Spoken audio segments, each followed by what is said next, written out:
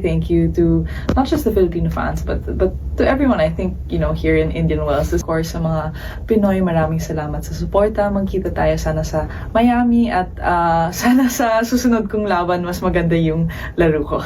Indian Wells organizers thought they were clever, putting the Filipina sensation on Stadium 1, but they didn't account for the power of the remote control. After a brutal Tuesday night, the screens are going black.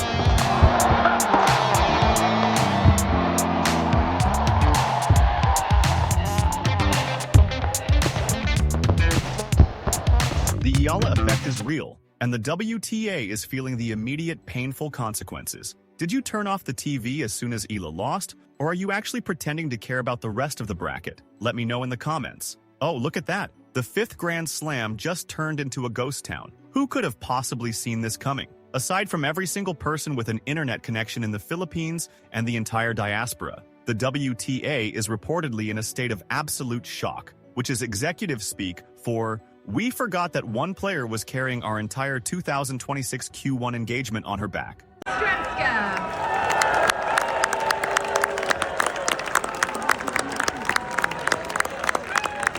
now, ladies and gents, she is from the Philippines. Let's welcome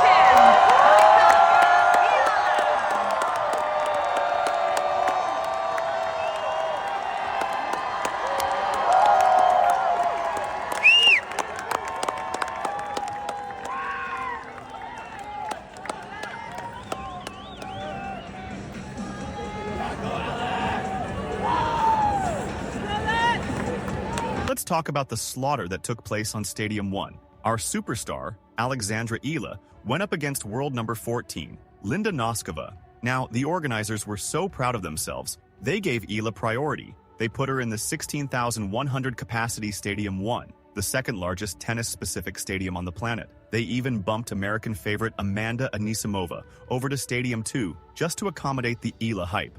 It was a brilliant business move for exactly 56 minutes, because that's how long it took for Noskova to remind everyone why she's ranked 14th. It wasn't just a loss, it was a 6-2, 6-0 demolition. A bagel to finish the set? Really? Noskova was out there playing like she had a flight to catch, and unfortunately for the WTA's television ratings, she took Eala's campaign and the audience's interest with her. Noskova fired 7 aces while Eala had 0. It was less of a tennis match and more of a 55-minute training session for the Czech. Play and our daughter said, "Well, Mom, I'm playing doubles tomorrow. You know that."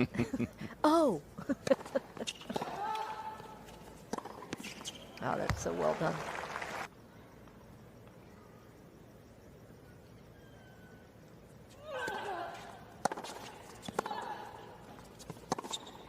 It doesn't look like Noskova is going to let up. No.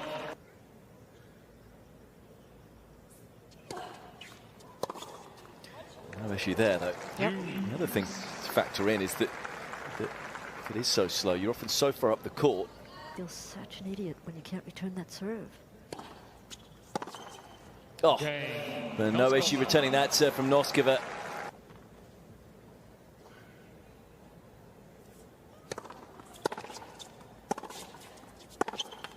What a performance from Linda Noskova. Battle between two young, talented players. Not only one really rose to the challenge. Disappointment for Eala. It's been a good tournament for her. Moving inside the world's top 30 for the first time in her career. But it's Noskova who moves on. A simply devastating display of attacking brilliance. It's the better of Eala. 6-2, 6-love to make the quarterfinals in Indian Wells for the first time in her career. And then, the inevitable happened. The moment the handshake at the net was over, the viewership numbers didn't just dip, they cratered. It turns out that when you build an entire marketing strategy around a certified rock star like Eala, your metrics tend to disappear when she does. Who wants to watch the quarterfinals now? Talia Gibson? Paulini? Paulini got sent packing by Gibson anyway in a 7-5, 2-6, 6-1 shocker. So now we're looking at a quarterfinal between Noskova and an Australian qualifier. I'm sure the advertisers are just thrilled about that matchup. The sarcasm practically writes itself. The tournament organizers are probably staring at their Stadium 1 empty seats today, wondering where all those screaming fans went. Maybe they went back to the practice courts where hundreds of people were literally ignoring Alexander Zverev and Taylor Fritz just to watch Eala tie her shoelaces. Let's look at the other big match that happened. World number 1. Aryna Sabalenka finally beat Naomi Osaka. It took 6 years, a maternity leave, and Osaka feeling flat-footed for it to happen. Sabalenka won 6-2, 6-4, and even she admitted that she only started doing better once Naomi got pregnant. How's that for a vote of confidence? Sabalenka is out here winning 70% of her service points, but does anyone care? Not really. The narrative shifted to Eala the moment she stepped onto the California hard courts. Even the veterans are noticing. Novak Djokovic commented earlier this year about the Eala effect after the Australian Open ticketing chaos. He said having too much of a crowd is a good problem. Well, Indian Wells just found out what the bad problem looks like, having a crowd that only exists for one person. Eala is leaving California with a new career high ranking of world number 28. She's happy. She's leaving with happiness. The WTA, however, is leaving with a massive hole in their viewership data. Remember when she beat Diana Yastremska in that marathon 3-set opener? The tournament's day in the life video with Eala got nearly 100,000 views instantly, the most watched video they had all year. Now, they'll be lucky if a highlight reel of the semifinals gets 10% of that. It's almost funny how the WTA tries to pretend it's a global tour, but then gets blindsided when a national icon exits. They gave her the superstar treatment because they wanted the superstar numbers. Well, you got them. And now you get to see what the off button looks like in Manila and beyond. Eala has a poor record against Czech players, but her record against TV executives' blood pressure is 100-0. The organizers made sensible decisions based on the huge support Eala attracts. It was a statement to put her on the primary show court. But the thing about statements is that they usually need a period at the end. Noskova provided that period, and now the tournament is just a long, quiet desert wind. Let's dive deeper into why this Eala effect is so terrifying for the WTA brass. When you look at the YouTube analytics for the BNP Paribas Open channel, it's a graveyard of 2,000 view highlight clips. Then you hit the Eala videos, and suddenly it looks like a MrBeast upload. We are talking about 94,000 views on a day in the life video, while actual Grand Slam champions are struggling to break 5 digits. The marketing team essentially leaned into this, putting Eala's face on the Class of 2026 Instagram post alongside 7 top 10 players. She was the only one in that graphic who wasn't a seeded veteran or a multi-slam winner. Think about the atmosphere during that match. Even as Noskova was clinical, firing aces and dictating the baseline, the majority of the noise was for the girl on the other side of the net. Every time Eala held serve or even just hit a decent volley, the roar was deafening. It was the kind of atmosphere the WTA dreams of, vocal, engaged, and passionate. Then, 56 minutes later, silence. The drop in viewership isn't just about the Philippines. It's about the casual fan who was swept up in the narrative. The story of the 20-year-old rising star who already took out Jasmine Paolini and had Coco Gauff retiring hurt. People love a giant slayer, but when the giant slayer gets bageled by a 14th seed, the casual audience moves on to the next viral moment. Meanwhile, we're left with the logic of the draw.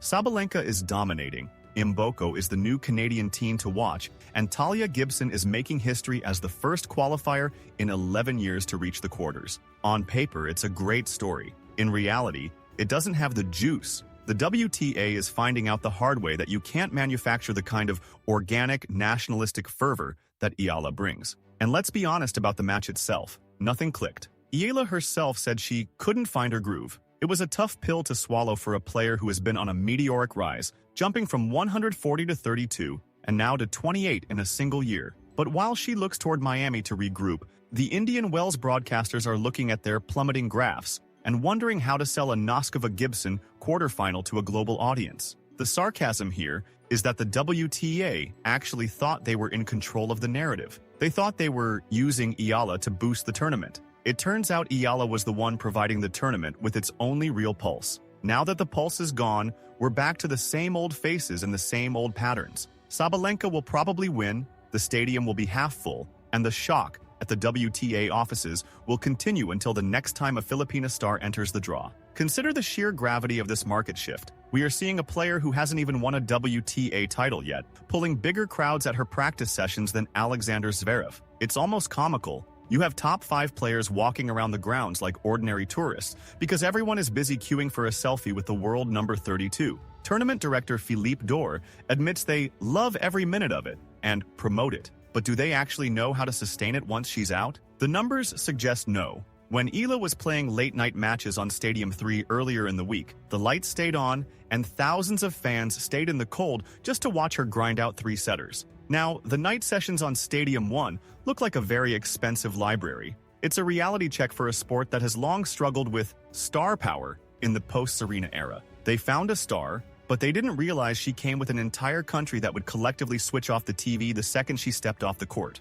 And let's talk about the learning experience. Eala says she leaves with happiness. She's $105,720 richer, about 6.3 million pesos for those keeping track at home. She's finally cracked the top 30. But for the WTA, the learning experience is much more painful. They've learned that their global reach is actually just a collection of very specific fan bases. When you lose the one that's doing the heavy lifting, your global sport starts looking very local, very quickly. We saw this coming in Dubai, we saw it in Doha, and we saw it in Melbourne. The Eala effect is essentially a mobile earthquake. It shows up, shakes everything up, breaks a few records, and then moves on to the next city. Miami is next on the list. Eala has huge points to defend there. 390 points from her miraculous run last year. If she fails to reach the semis, her ranking will drop. If she succeeds, the WTA gets another 2 weeks of inflated numbers. It's a high-stakes game of keep the star in the bracket. But in Indian Wells, that game is over.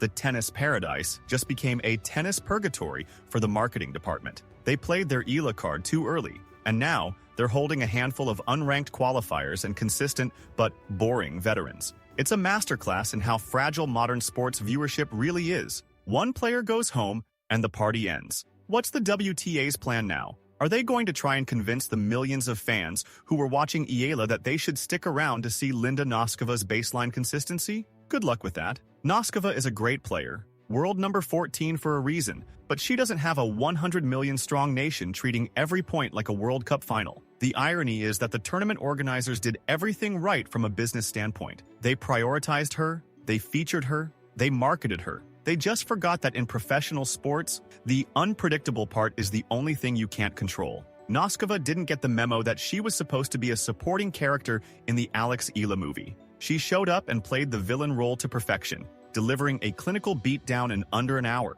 Now, the WTA is left staring at the wreckage of their viewership stats. The class of 2026 Instagram post is still there, looking slightly awkward now that the main attraction is already on a flight to Florida. It's a harsh reminder that you can build the biggest stadium in the world, but you can't force people to sit in it once the person they came to see is gone. Better luck next year, Indian Wells. Maybe next time you can pray for a draw that keeps the national treasure away from the Czech power hitters for a few more rounds. Until then, enjoy the silence. It's the sound of a million television sets being turned off at once. The desert just got a whole lot quieter, didn't it? If you think the WTA is sweating these numbers as much as I do, hit that like button right now. Don't forget to subscribe so you don't miss the next time a single player breaks an entire tournament's algorithm. Seriously, sub up. The drama is only getting started as we head toward Miami.